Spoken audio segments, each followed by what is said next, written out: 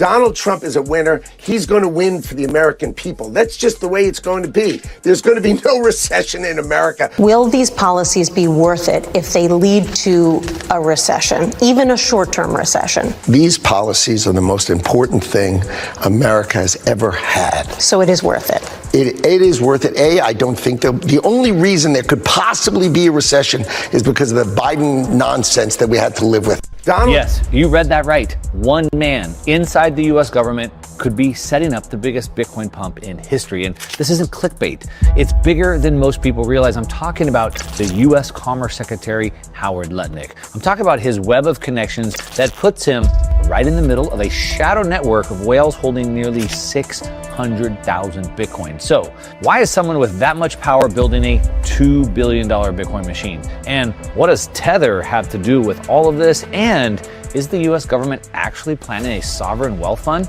to back all of this up? Now, this is very interesting. Could the Trump administration economic plan rest on the rewriting of the entire financial system, but with the goal of expanding the money supply without expanding the money supply, with the foundation of this whole plan resting on Bitcoin, digital assets? This podcast is most likely going to be the most informative podcast that I'm ever going to do, and it's going to force everyone to look at a different way of looking at financing. Remember, we're in a leverage-based system. Money is created via the creation of debt. Money is debt. So again, this whole context is around leverage. Man, this is going to be fun. Let's get this thing. You see that thing, baby? Let's get it and let's go. We on now. They respect us cause we on now. Money up, run a whole town, don't we? This power money can't slow down. Money won't slow down. Ooh, we doing live.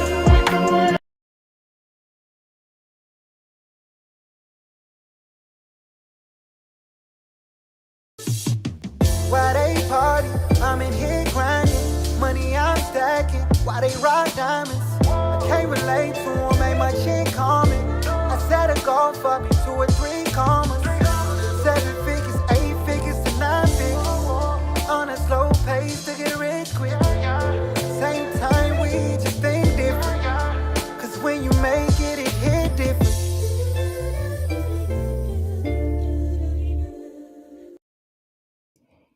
What it do, baby? It's your partner Dale back in the saddle again for another edition of the Counter Move podcast, guys. Today on Thursday at 8:30 p.m., guys. Thank you so much for your time. If you could do me a favor, guys, if you could share, like, and subscribe. And I believe, guys, you are going to enjoy this Counter Move podcast, because baby, we talking money and finance on this one, baby, and my favorite subject, leverage. So let's dive in this thing, guys. All right, guys. Now, last week I talked about how Trump's plan when it comes to Bitcoin or cryptocurrency, was he trying to kind of rewrite the entire plan? What was his ultimate secret crypto plan? And was it the ultimate inflation hedge? So we talked about that last week, right? Now, so we're going to revisit that discussion, but now we're going to talk about there's one man within the government that is kind of controlling this. So remember, we talked about his ultimate plan. Now let's go over the topics. Here's the topics. Again, Trump's secret crypto plan. Number 2, we're going to talk about how one man could 10x Bitcoin, right? How Bitcoin is a essential part of President Trump's plan and his entire cabinet, right? Number 3, could this be the new banking era that could spark financial competition, which is great for you? And what does this mean for the U.S. citizen? How does this work for you? We're going to talk about all that today, man. So this is going to be a really good one. Now let's go back to Trump's secret crypto plan, right? Is this his ultimate inflation hedge? Let's revisit, right? Trump making a historic announcement about this whole crypto thing. Okay, let's revisit this discussion real quickly and see him make this announcement, because this rocked everybody. Everybody was shocked by this announcement with President Trump. So let's dive into this one real quickly and see what he says about this. You know what? I'm gonna make it. Yeah, we go. No, I like it. I like it like this. That's better. All right, let's dive in this real quickly and let's listen to this announcement that President Trump actually makes. Okay, here we go. Let's dive into it. Here, I promise to make America the Bitcoin superpower of the world and the crypto capital of the planet. And we're taking historic action to deliver on that promise, as you know, around the table. Yesterday, I signed an executive order officially creating our strategic Bitcoin reserve. Wow. And this will be a virtual Fort Knox for digital gold to be housed within the United States Treasury. That's a big thing, Scott. Big deal. That's a big deal. Big deal. Big deal. Big deal. But he's weighing on his feet, right? Huge deal, right? The federal government is already among the largest holders of Bitcoin, as you know. What? Really one of the largest holders in the world, with as many as 200,000 Bitcoin obtained via civil law and various other forms of law, and including enforcement actions.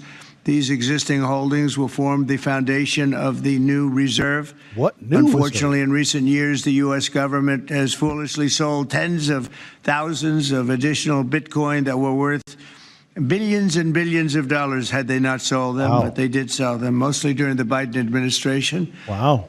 Not a good thing to have done. Now listen. From this day on, America will follow the rule that every Bitcoin knows very well: never sell your Bitcoin. That's a little phrase that they have. I don't know if that's right or not. Who the hell knows, right? He said that, and watch the hand claps of never sell your Bitcoin. So in this announcement, Trump talks about basically a Federal Reserve for Bitcoin digital assets, right? And he talked about how America owns a large amount of Bitcoin. He talks about that. And then number 3, he talks about how he campaigned on this and also how you should never sell your Bitcoin. Now, he said he didn't know if that's right or not, but you heard the hand claps around the table. So who's at the table, guys? The Secretary of Treasury, right? Secretary Bessent, the Secretary of the SBA, she's there. But there's one person that I really want to focus on that has a lot of power right now. A lot of power, right? And this man right here, let me go ahead and get rid of this. This man right here, how one man, this is the sitting Secretary of Commerce, could 10x Bitcoin from inside the U.S. government. Now, this man here is very important to know and understand his role. It's extremely important, right? So you heard the announcement of this. You heard about it. Now, let's bring in Yahoo Finance because they actually reported on the announcement, and I want you to pay attention to what the executive order actually said. Okay, look at this, and we're going to bring in our VC, a guy. You may know him. He did a presentation on this to break all this down of how the sitting U.S. Commerce Secretary, how he is probably one of the most powerful members in the cabinet, in the government. All right, let's bring in Yahoo Finance real quickly, guys, and let's hear them talk about this announcement. This was a big announcement, but I want you guys to pay attention to the language, details, language in this EO, the language. All right, let's pay attention to it. Here we go. Let's dive into it. Here we go. Bitcoin trading above 90,000 after the White House issued an executive order establishing a strategic Bitcoin reserve. It was actually initially met with disappointment, but we've now seen a bit of a reversal here with Bitcoin moving to the upside. Joining us now from the White House with more is Yahoo Finance's own Jennifer Schomburger. Jen. Here we go. Good morning, Shauna. President Trump officially issuing an executive order Thursday night establishing a strategic Bitcoin reserve, just as the president is set to host the first ever crypto summit from the White House this afternoon. Now, this reserve will consist of Bitcoin owned by the federal government that was seized as part of criminal or civil asset forfeiture proceedings. Makes sense. White House crypto czar David Sachs, it means that taxpayers will not pay a dime. So they have a crypto czar, kind of like the border czar, Tom Homan. They have a David Sachs is the crypto czar. Okay, here we go. Estimates the U.S. government owns about 200,000 Bitcoin, but says there has never been a complete audit. Now, the executive order asks for a full accounting of the federal government's crypto holdings. Sachs says the U.S. will not sell Bitcoin once it is in the reserve and will be kept as a store of value. He said, quote, the reserve is like a digital Fort Knox for the cryptocurrency often called digital gold. Now, this executive order also directs the secretaries of the Treasury and the Commerce to come up with a budget-neutral strategy to purchase more Bitcoin, provided it does not cost the taxpayers extra money. This executive order also creates a second crypto fund, a U.S. digital asset stockpile that will consist of crypto other than Bitcoin, and it will be solely comprised of crypto seized from criminals. The government will not look to purchase extra crypto like it will with the Bitcoin fund. Now, separately, Senator Elizabeth Warren sent a letter to. So you hear a lot of meat in what they were talking about there. Two things that are important to me is I think you should focus on is there's going to be two reserves, one for Bitcoin and one for other cryptocurrency, right? One for Bitcoin and one for other cryptocurrency. And they call it digital gold.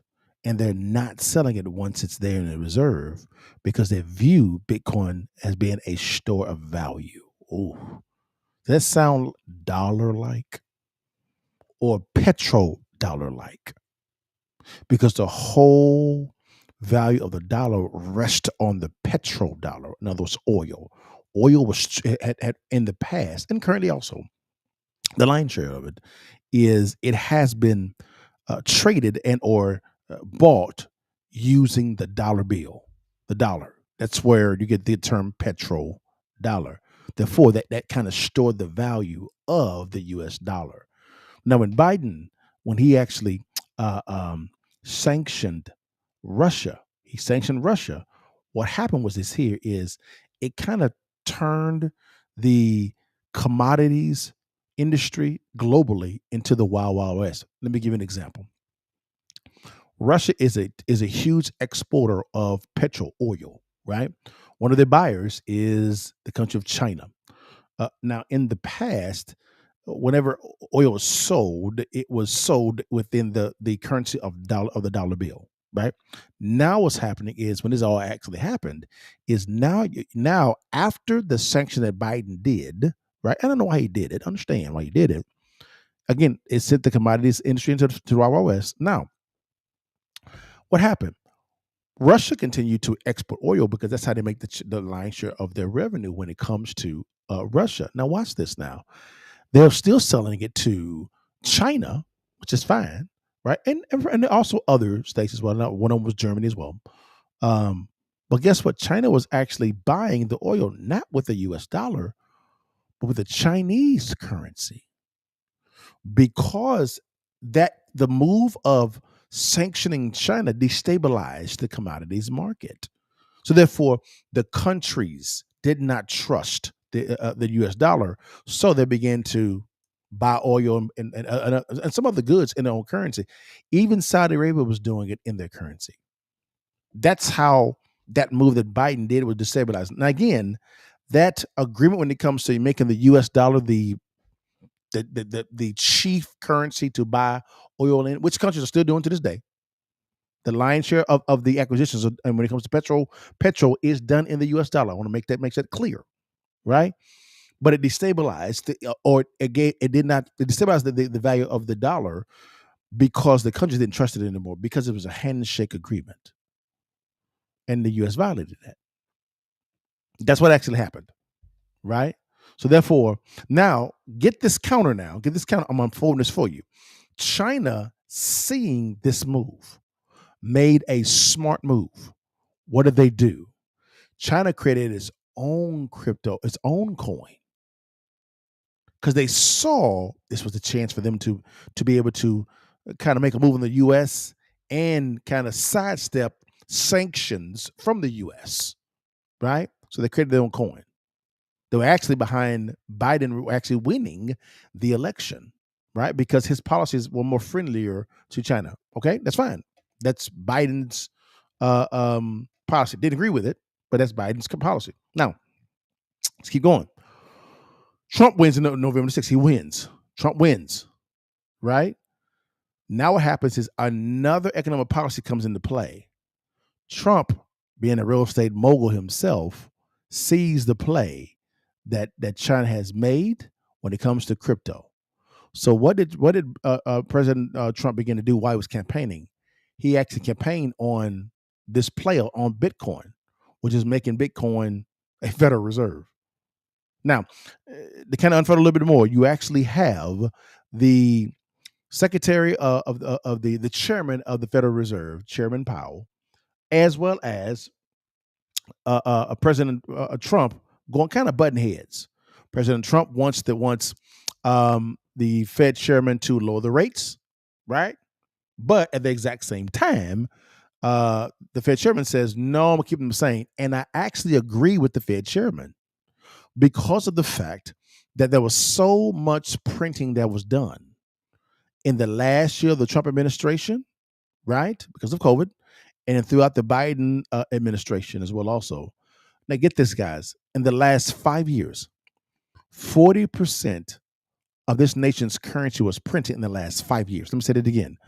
40% of this nation's currency, right, was printed in the last 5 years. That includes Trump.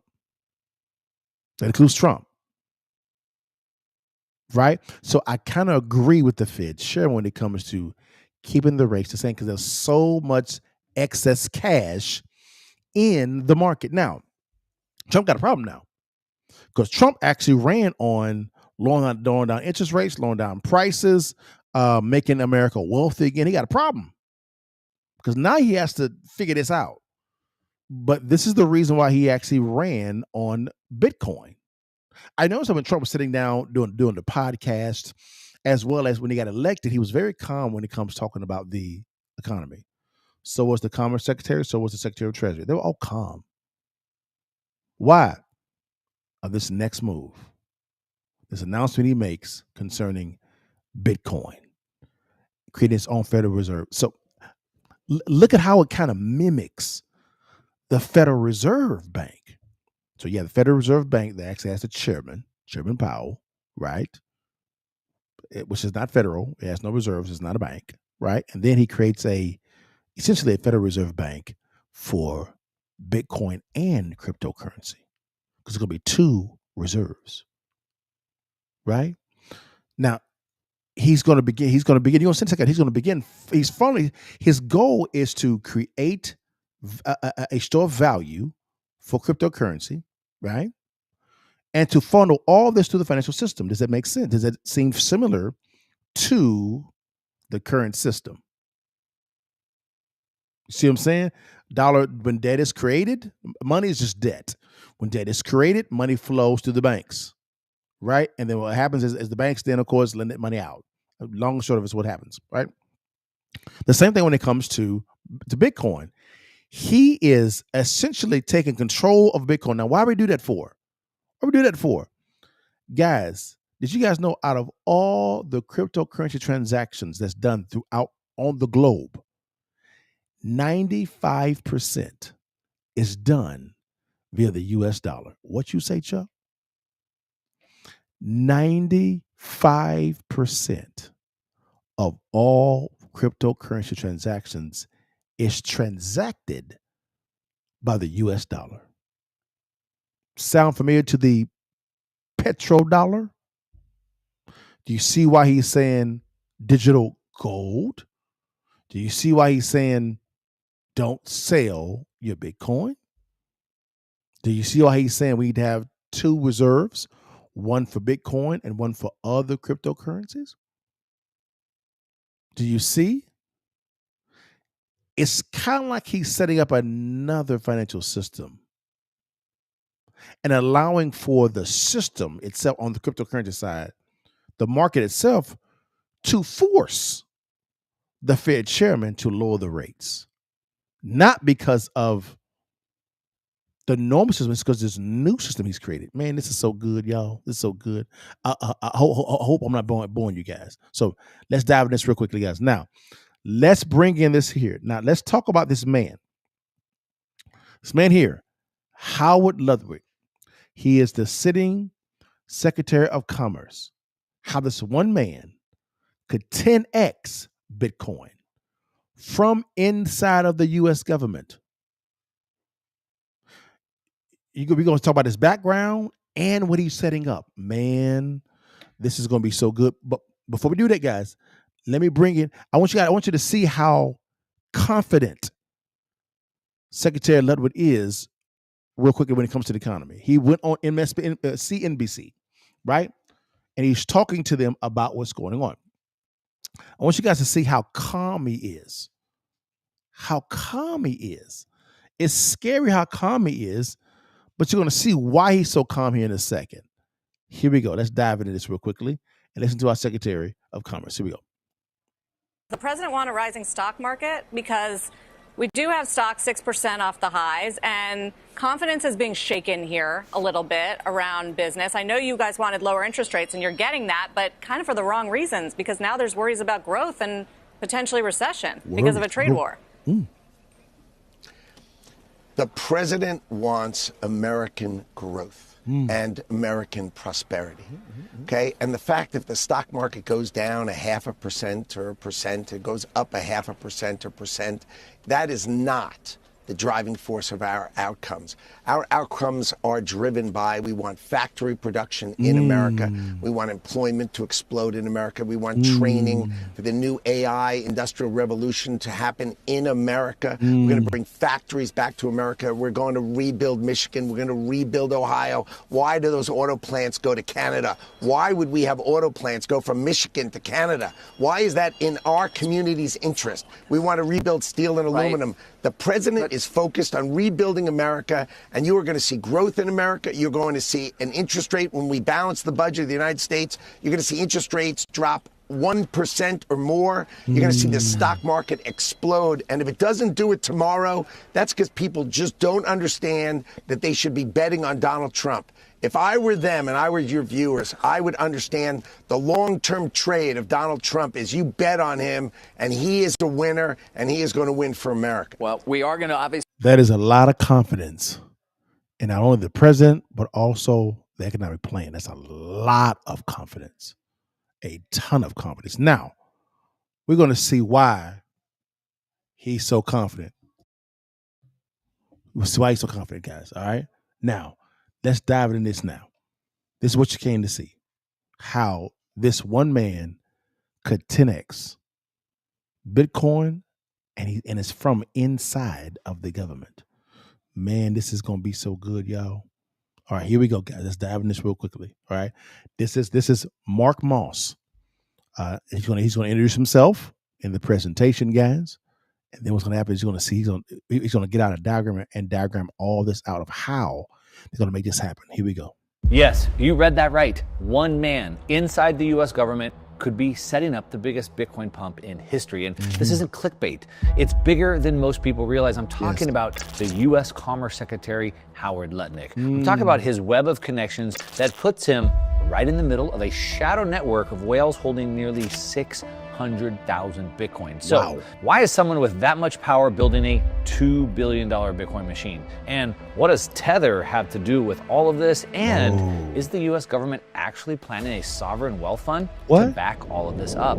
Now, real quick on Mark Moss, I've sold multiple tech companies, invested through every boom and bust market for the last 2 decades. And today I'm a partner at a top Bitcoin venture capital fund. Yep. I advise public tech companies, and I also publish the Quantum Wave Investment Report, where I help investors profit from the biggest shifts in technology and money before the rest of the world wakes up.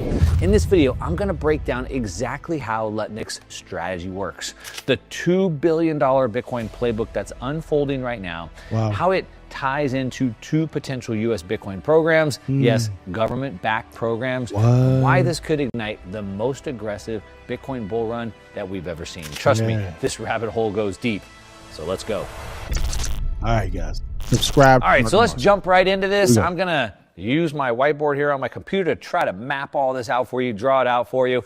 Okay, so at the center of all this, we have one man working inside the government, and that is Howard Lutnick. Now, most people don't know who he is, but if you do know, you probably know he's the CEO of Cantor Fitzgerald. Yes. It's an old school Wall Street institution. But what they don't know is that he's also the current U.S. Commerce Secretary, meaning he's not just playing the game. He's not just in Wall Street trying to play along. He's actually in the U.S. government writing the rules. So that's Howard Lutnick. Now, his company is Cantor Fitzgerald. So let's bring this over. As I said, this is an old school Wall Street firm. And Cantor Fitzgerald quietly announced a new Bitcoin financing business. So what they want to do is they want to provide financing or liquidity in the Bitcoin space, specifically for borrowing against your Bitcoin. So they have a $2 billion fund that they've set up to finance people that want to borrow against their Bitcoin, which is great because, as I always say all the time, don't sell your Bitcoin, borrow against it. And that's so again, I want you to understand this. We're in a leverage-based economic system. Money is debt. So when you hear him say, don't sell your Bitcoin, borrow against it. Yes, there are banks that will loan against your Bitcoin. That's important. Remember that fact, okay? Here we go. That's exactly what they're doing. They've announced they have $2 billion of liquidity for Bitcoin. And let's go ahead and bring Bitcoin over so we have this on our game board as well. So here we have Lutnick, the CEO of Cantor Fitzgerald, bringing in $2 billion of new liquidity, entering the system without triggering any supply-demand metrics. And then we have Bitcoin right here. So he's bringing in new liquidity without triggering any buy, sell, or inflation things at all. Again, new liquidity. Again, the goal is to expand the monetary base without expanding the monetary base. That's the plan. Okay, that's the plan. Let's keep listening, guys. Here we go.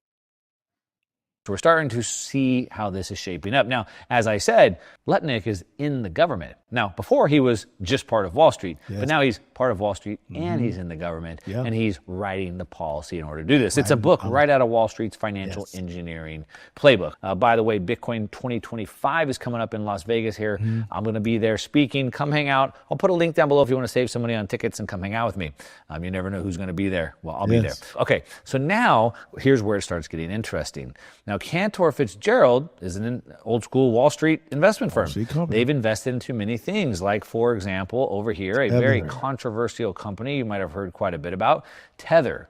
Now, Tether is a U.S. dollar stablecoin. It's the oldest U.S. dollar stablecoin, and it's been rumored for years and years and years and years and years to be behind Bitcoin pumping and all of that. I've never believed any of that. That's a whole nother subject. If you want me to make a video about that, let me know in the comments down below. But Tether is the largest U.S. dollar stablecoin company, and they hold over 83,000 Bitcoin. Now, who owns a big piece of them? Well, that would be, of course, Cantor Fitzgerald. What you say? Here we have over here Cantor Fitzgerald owning about 5% of Tether.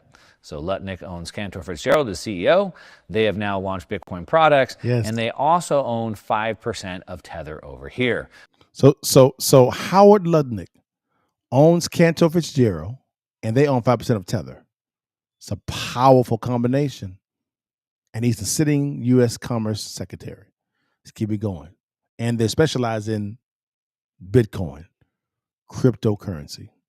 Okay, so we're starting to see how this whole thing shapes out. Now, why would this legacy Wall Street firm buy into the biggest stablecoin printer in the entire world? Yes. Well, probably because they know exactly where this is headed. Whoa. All right, now another big investment that Cantor Fitzgerald has made is in this company, Strategy. You might have heard of them, formerly MicroStrategy. They've gone ahead and changed their name because they're all in Bitcoin now. Now, at this point, we know that Cantor Fitzgerald took a massive investment into Strategy. We don't know exactly how much ownership, about $1 billion just in Q4 of 2024, so very recent. So if you think Strategy is not a good play, well, you might want to go talk to Lutnick because he just put $1 billion in last quarter. Wow. He obviously understands something about strategy that we don't. So now we have Lutnick inside the U.S. government, CEO of Cantor Fitzgerald, making massive investments, $1 billion investment in Strategy, $600 million investment into Tether, because they know exactly what's going on. But here's where things even get more shocking. As Commerce Secretary, Lutnick is working with the Treasury and the White House economic advisors to build not one, but 2 government-level Bitcoin programs. What? First of all, they are building a U.S. sovereign wealth fund, a reserve, of which potentially Lutnick will be in charge of. What? So Lutnick now will be directing the U.S. government to be investing money as part of a U.S. sovereign wealth fund. What you say, now, Chuck? what do you think that Lutnick might advise the U.S. sovereign wealth fund to buy? Well, if you're looking at this web, you might think Bitcoin, and you'd probably be right. Yes. The other plan that the government is putting together is a U.S. strategic Bitcoin reserve. Yes. And of course, what would they be buying specifically? Well, it says it right in the name. Bitcoin. And that would be Bitcoin as well. So now we have Lutnick, CEO of Cantor Fitzgerald, making billion-dollar investments into Strategy and into Tether, and as well as creating a $2 billion product around Bitcoin. At the same time, working inside the government to get the government to buy Bitcoin for both the U.S. Sovereign Wealth Fund and a strategic Bitcoin reserve. Now, what would the goal of all this be? Well, of course, if you can get the government to make it budget neutral, meaning that they don't spend any more money from taxes, then the direct cost to the public is none. But let's be real here. That's government code for financial engineering. But what do we really get here? Well, we get a man with power in both government and finance. We get a $1 trillion firm issuing Bitcoin-backed leverage. We get 2 of the biggest whales in crypto standing behind it. And we have a government quietly positioning itself to become Bitcoin's biggest holder. Now, look, this isn't some dream. This isn't some fragmented movement. This is a Bitcoin flywheel machine, a feedback loop machine, if you will. So how does this machine actually work, besides obviously putting all these pieces together? Well, what happens is, number one, is we get a capital injection into Cantor's play. So by Cantor Fitzgerald working with Wall Street and allowing Wall Street to bring that liquidity into the market without having to sell their Bitcoin, we have all this new capital entering the market. Now, all that new capital entering the market boosts their buying power without increasing the supply. So if we can do that without increasing the supply, that pushes the price up. That puts upward pressure on the price. So it improves the buying power without increasing the price. What you say, Chuck? They're getting all of the benefits of using the dollar without using the dollar. Do you see what I mean by expanding the monetary base, right? Without expanding the monetary base? You see? They're creating a shadow system, right? This is why the new banking area that could spark financial competition. Let's go. Let's get it in. But that's just the beginning. Yes. Step number 2 is in the market activity starts to surge. So all that fresh leverage, all that demand starts flooding in. Now we have traders, we have funds, we have whales starting to use borrowed capital to accumulate even more Bitcoin. Borrowed capital. Because, of course, they're all expecting the price to rise. Now this increased buying activity pushes prices higher, just like we saw during previous bull runs, except for this time, the liquidity is coordinated from the top. The third part, step 3, is we have major stakeholders starting to profit. And so as Bitcoin starts going up, we have companies here like Strategy holding 500,000 Bitcoin now. We have companies like Tether owning 84,000 Bitcoin, seeing the value of their holdings explode. Imagine as Bitcoin goes from 120, 150, 200, and MicroStrategy or now Strategy owns 500,000 of them. Now remember, as the value of their holdings goes up, so does their equity. Correct. And Cantor Fitzgerald owns both. They own Bitcoin and they own the company's equity. And so as the company's equity and their valuation goes up, then Cantor Fitzgerald gets, shall we say, a double dip. Wow. Now, step number 4 is institutional endorsement. So here's where it starts getting really interesting. You see, when the government, through the U.S. Sovereign Wealth Fund and the U.S. Bitcoin Strategic Reserve, as the government adoption enters the cycle through 2 potential moves, through this budget neutral strategy, meaning they're just reallocating money. But what it does is it creates this massive buy side demand. And more importantly, what it does is it signals Bitcoin is now a strategic national asset. What does that mean? Chuck? Well, basically, when the U.S. signals full institutional backing of Bitcoin, it's not just the whales piling in anymore. Now it's pensions. What you say? It's endowments. Huh? It's corporations. What? It's other nations. Huh? And that leads us to step number 5, which of course is institutional FOMO. Wow. So we have now Wall Street. Let's just bring them in here and let's put them at the middle. Now we have institutional FOMO. Now we have created a system that allows them to be okay putting money in. With the government backing of this, they start piling in, which then continues to feed the flywheel. It sure They does. buy more, they tap into Fitzgerald's debt. They get the debt, they bring more liquidity to market. The buying pushes the price up without bringing new supply to market, which then brings the valuation of Bitcoin up. Then companies like MicroStrategy or Strategy and Tether see the valuation of their holdings go up as well as their stock go up at the same time, and we have a perfect flywheel. Correct. The momentum attracts capital. The capital means more demand means more leverage equals higher prices, and the cycle spins again and again. This is the flywheel going round and round and round. And the faster it spins, the faster it goes up. Now, this isn't a hype cycle, right? This is a coordinated system of leverage. Sure is. Coordinated system of leverage, legitimacy, and liquidity. Correct. That's why I'm calling this a Bitcoin flywheel machine. Yes. And it's already in motion. Now, let's talk about what this means for you. Yes. Because if you're holding Bitcoin or you're thinking about buying Bitcoin, this changes everything, right? It does. This isn't retail FOMO. This isn't another hype wave. Correct. This is state level game theory. This is financial infrastructure being built under your feet. Yeah. Now, when governments and private sectors start to coordinate like this, they're not speculating. No. Right? That's what you and I did in the first phase. What they're doing is positioning. Now, this is why I always show you this chart, let me pull it up here, of the 50-year cycle. So this 50-year cycle I reference all the time is our blueprint to understanding this. So in this 50-year, what I call a quantum wave investment cycle, we have 4 distinct phases. We can see in phase number 1, which we've been in, this first 10 years is what we call the eruption phase. And this is where retail money rushes in. This would be from 2010 to 2020. Then from 2020 to 2030, we have what's called the frenzy phase. Now you can see from this green arrow, this is where we're at right here. It's important to understand this. Now, the reason why it's important to understand this is because these 4 distinct phases give us this blueprint, this roadmap of where we're at. Correct. If we look at it from another way, we can see this first part right here, again, was the retail eruption phase. So this is where you and I bought a bunch. We got to front run the governments. We saw the altcoin explosion. But right now, from 2020 to 2030, right in this big part of the move here is the institutional frenzy phase. This is where institutions, where the Wall Street institutions, where the governments, the sovereigns start to frenzy in. This is where the big money is made. Correct. If you understand the playbook, you know how to invest through it. Now, this kind of coordinated leverage and demand, it doesn't lead to 20% gains. It leads to multiples. It leads to a full-blown Bitcoin supply shock in the middle of an adoption wave with government signaling right behind it. Now, that's when you stop measuring growth in percentages. You start thinking about it in exponentials. It also means you have to stop investing in the rear view mirror. That means you have to stop thinking about the past. You have to stop thinking about how expensive things are based off of the past. So, yeah, but Bitcoin used to be 10 cents and $10 and $100 and $1,000. And yeah, that's in the past.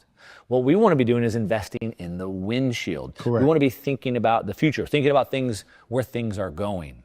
And by understanding the cycles, you can follow the exact same playbook. Correct. Now, if you want to see me break down the entire playbook and show you where I think Bitcoin is in 2030, 2040, and 2050, and give you all the math to back it up, then you might want to go watch this video right here. But here's the thing. Either way, I hope you realize what's happening here. Howard Lutnick's plan isn't some fantasy, it's real. It's unfolding right now, and it could mark the beginning of the next generational wealth transfer for those that are paying attention.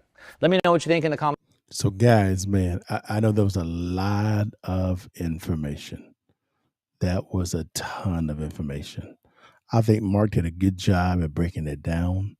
It made total sense. I'm rocking with him 1,000%, guys. And so let's dive into this real quickly, guys. And I'll give here's a strategy, capital, and impact when it comes to this. Notice how, as Mark was kind of laying all this out, it looks just like the financial system, just like it, exactly like it. Federal reserves, right? Flowing through the banking system, right? The bank can give out more loans because you can actually borrow against your Bitcoin and other cryptocurrency, right? The banks are creating their own coins, right? It forces the bank to have to give out better services and products to the consumers, which creates additional securities. The banks can then take those those new loans, whether it be credit cards, car loans, mortgages. They can all package those into mortgage-backed securities, and then Wall Street steps in and they buy those packaged mortgage-backed securities. Why? Because the government backs this. They're backing it. They are backing it, just like they back the stock market, just like they back the dollar. This is a brilliant way for them to create additional securities to be able to sell or offer to the stock market and pension funds, IRAs, 403Bs, 401Ks. All of the financial wealth advisors are going to be offering these type of products. So in other words, Trump and his team have essentially expanded the monetary base without expanding the monetary base, because the Fed Chairman Powell correctly paused on lowering the rates, even though President Trump wants him to lower the rates.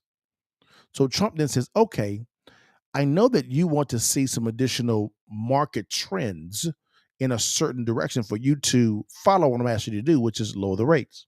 Okay. I'm going to mimic the entire system that you're over, sir, but in the digital space.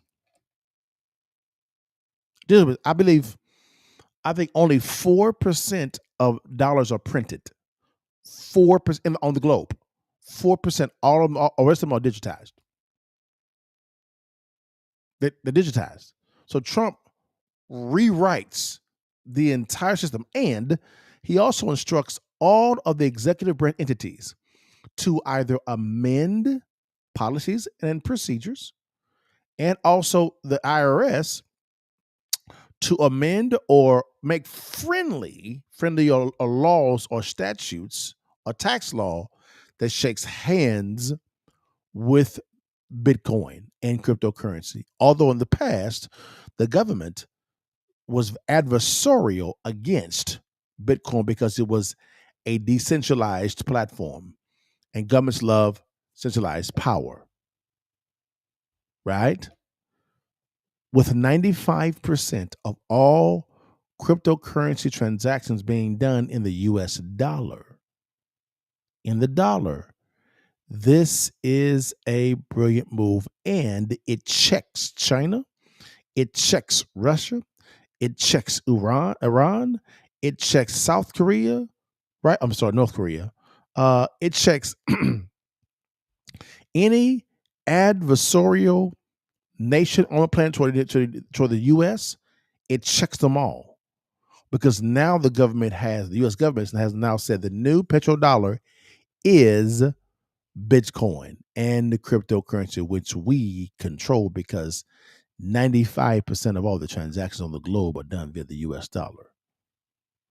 Now, do you see why he went so hard in the paint when it came to the tariffs, to bring manufacturing back to the largest consumer base on the planet with $23 trillion worth of consumers? Now, do you see that? Because if Trump can actually make the U.S. the chief exporter of products, it's checkmate. He is essentially strengthened the economic power of the U.S. government and the consumer, therefore driving up the value of your 401k, Roth IRA, 403b, any TSPs, you name it. I'll forget the rest of it in a second, okay? Right? And the market takes off. Then what happens is now the bank can now give out loans to consumers and to business owners to what? To make investments to either expand the business or start new businesses that will then hire workers, right? That pays them a higher wage, right? Which then what happens is that a worker then goes out and buys the new car, the new house, maybe a second house, goes on vacation, gets more credit cards as well. Also, you see what I'm saying? You see how it trickles down, and the bank is just creating more mortgage securities because the government is behind it. The government is behind it, and Trump also wants to cut income tax and corporate taxes. I'm sorry, payroll taxes. What in the world? So not only do you have a more friendly environment for the business investor, not only do you have a better environment for the W-2 worker, not only do you have a better environment for Wall Street, you have now made the United States supplanted itself as a supreme financial leader for years to come.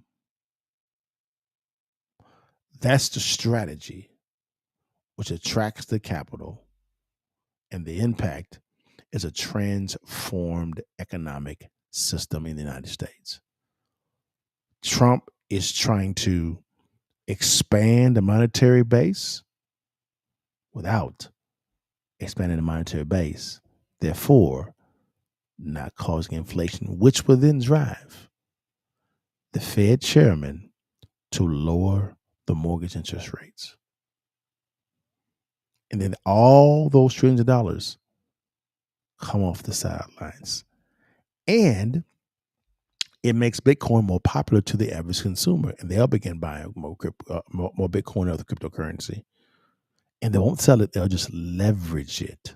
Again, more securities by the bank being created that they can package into a security and place it on Wall Street. Let's go a little deeper. The government could say, hey, banks, you had to have X amount of Bitcoin, X amount of this coin in your reserves, and we can fractionally lend to you. Sounds just like them having cash on hand and going to the Federal Reserve Bank via fractional reserve lending. This is a brilliant move if executed the right way. Brilliant move. And now for those real estate investors like your partner, right? Like your partner. This move may bring flipping back into play. Flipping. This is real estate investors. Flipping. For those private equity investors, those VCs, cheaper debt, huh? You may want to buy you some Bitcoin that you can actually leverage, right? What Trump has done is he has used what is commonly done in the real estate industry.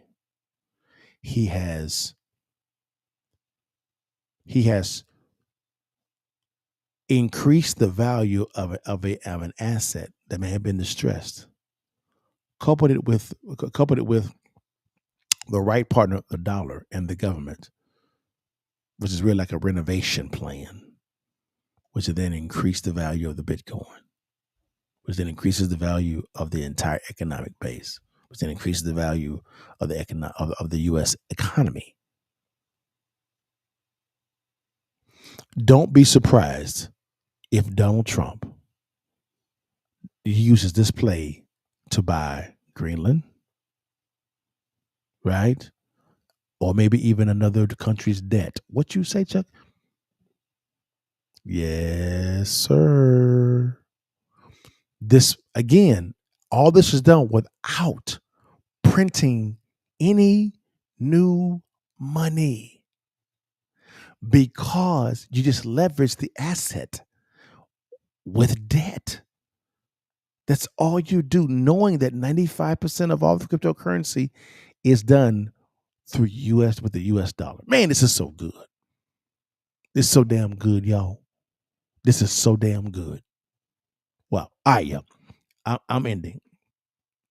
Now, guys, we got to leave with purpose, guys. Leave with purpose. All right, leave with purpose. This is a leadership lesson for today. All right. Too much is given, much is required. If Trump was talking about doing XYZ as far as when it comes to the U.S. economy, making America great again, that's a big selling point. Too much is given, much is required, and he got this economy in shambles. So now he's trying to put his money where his mouth is. So I think Trump understood too much is given, much is required. This is a big ask. I think he has the right team around him to be able to fulfill it, guys. The right team. They're going to make mistakes. They are. Everybody does. Everybody does. But the overarching thing of this is so good because it effectively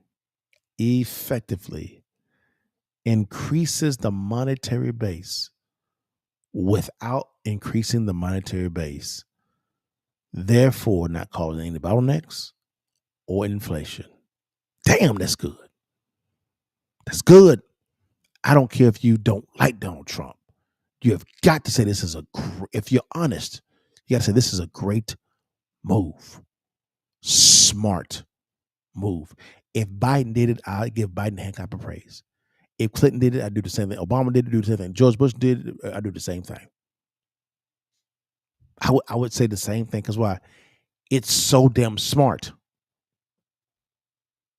Now I see why the Secretary of Commerce is so calm. Now I see why the Secretary of Treasury is so calm. Now I see why the SPS Secretary is so calm. Now I see how the President is so calm. Now I see why the Vice President is so calm. Now I see why the entire cabinet is like, yeah, this is going to be fun. Yep. Man, I hope this blessed you guys. I hope this blessed you, because this really, really, really blessed me. It really did. Now, guys, I'm always asked, Liddell, could you train me in real estate? And the answer is always yes. It is yes. But guys, hold on one second. I'm do something a little different, guys. Give me 1 sec here. I will train you in real estate, guys. But the thing about it is I'm a big proponent of doing things different, right? I'm a different guy. I'm different. It didn't work. Dang, it didn't work. I'm sorry, guys. It didn't work. I'm trying to show something to you guys, but I can't do it. It wouldn't let me do it. Dang. Let me try one more time, guys. Let's see what happens. Nope. There it is. All right, there we go, guys. All right, guys. I'm always asked, Liddell, will you train me in real estate? And the answer is always yes, I can. But I believe in doing something a little bit different than what most people do. Is I really believe giving out information for free. Why? My philosophy is you can learn more by actually doing the work while you read the material. Courses are great coupled with action. So right now, guys, I'm giving away my free distressed property ebook, how to find, vet, and close a distressed property in your city, county, or state, guys. It's real easy to get, guys. All you have to do is click in the show notes below, or what you can do, guys, if you can scan on the QR code right here, guys, on the screen. You can do it that way as well. Also, scan on the QR code right there and go download the ebook. It is free. It's my philosophy is to give you the information to you for free, guys. It's you build wealth when you have the right strategy, the right counsel, and with the right team. Right? The era of the solopreneur is dead. It's gone. But if you're really wanting to take advantage of this situation when it comes to what Trump's doing economically, click on the link below, guys, or in the show notes, or you can scan on the QR code right here and go download the ebook. Now, you may say, Dale, I can't do none. I can't do any of those. I got you. Don't worry about it. Here you go, baby. It's what you can do. Also, you can also, guys, download the free ebook, baby, right here. You see it right there. You can say, DM me the word real estate right here. Right here, real estate right here. DM me that word real estate as well also. And my team will get you out the link tonight to download it. It's that simple, guys. So, guys, I hope I gave you guys some value. Thank you so much for your time. God bless you. This was a very, very fun kind of a podcast for your partner. I got to realistically try to dive into this new concept, which is expanding the monetary base, but I expanded the monetary base, therefore rewriting the entire financial system. This was so good. But guys, man, thank you so much for that. God bless you. I ended every time, guys. Before you leave, while you can, baby. You see that thing? Oh, my bad. Before I get off, tomorrow at 5 p.m. CST, Cliff Hunter and I will be doing our Real Estate Friday live, guys. Straight up live. Right, guys? Here's a little bit of a teaser for it, and I'm telling you, we're gonna go in more deeper on this from a real estate standpoint. What's good, baby? It's your boy Dale. I'm back in the saddle again. Our motto is to buy, build. We already bought it already, so we already own it, free and clear. Refinance to long-term debt, cash flow. That is the motto. Cliff, man, is that a pretty strong motto, man? What do you think? Man, the model is strong. Like, you're getting each piece of the invest, right?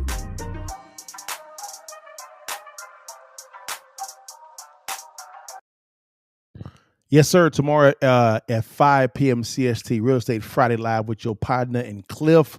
We're going to go a little bit deeper on this cryptocurrency, rewriting of the financial play, right? But how it's going to drive down potentially mortgage rates, which would be good for home buyers on the retail space and also for those investors that buy properties below wholesale.